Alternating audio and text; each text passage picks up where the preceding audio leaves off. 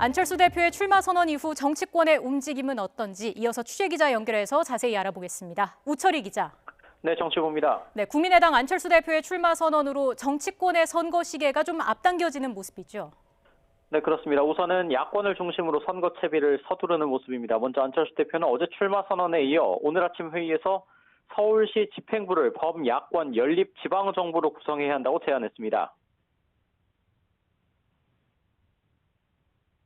연립 서울시 정부를 통해 야권의 유능함을 보여주고 정권 교체의 교두보를 놓을 것입니다.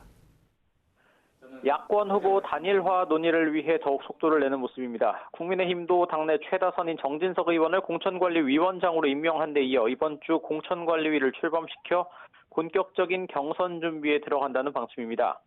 주도권을 잡기 위한 양측의 신경전도 이미 만만치가 않습니다. 국민의힘 정진석 공관위원장은 YTN과의 통화에서 안철수 대표의 출마 선언을 환영한다면서도 국민의힘에 입당해서 경쟁하는 것이 순리라고 밝혔습니다.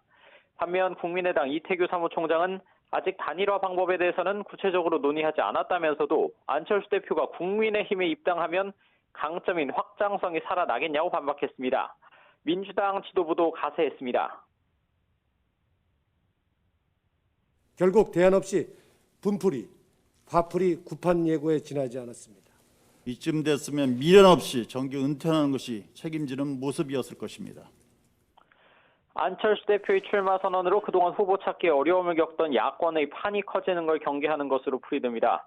현재 민주당에서는 우상호 의원만 공식 출마 선언을 한 상태입니다. 우상호 의원은 YTN과의 통화에서 안철수 대표의 서울시장 출마는 민주당으로서는 호재라면서 되려 야권이 혼란스러워질 것이라고 말해 자신감을 내비쳤습니다. 다만 후보군으로 꼽히는 박영선 중소벤처기업부 장관이나 박주민 의원은 특별한 언급은 하지 않고 있는 상황입니다. 어쨌든 야권에서 서둘러 불을 붙인 탓에 관련 입장 표명은 서두를 것으로 전망됩니다. 자, 이런 가운데 이번 주에 줄줄이 인사청문회도 예정돼 있죠.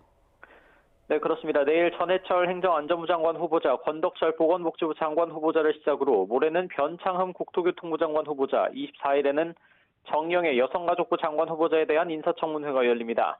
아무래도 변창흠 국토부 장관 후보자 청문회에 가장 관심이 쏠립니다. 집값 폭등을 잡을 수 있는 적임자가 맞느냐는 국민적 관심이 지대한 상황에서 서울주택도시공사 SH 사장 시절 실언 논란까지 더해졌기 때문입니다.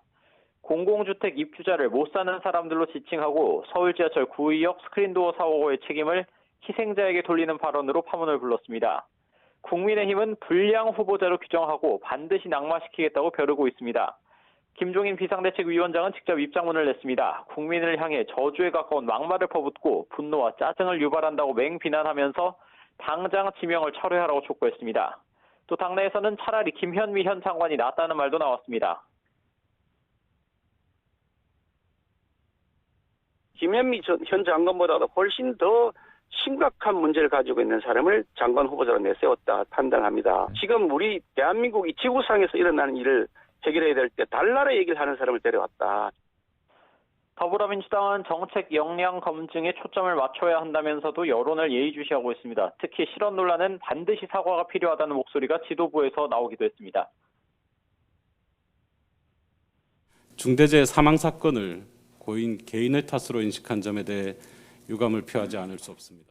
유가족과 국민들이 납득하실 수 있을 때까지 진심 어린 사과를 해주셨으면 합니다. 다만 지명 철회까지 할 사안은 아니라는 입장입니다. 국민의힘이 송곳 검증을 예고하는 가운데 청문회와 청문보고서 채택 과정에서 적지 않은 진통이 예상됩니다.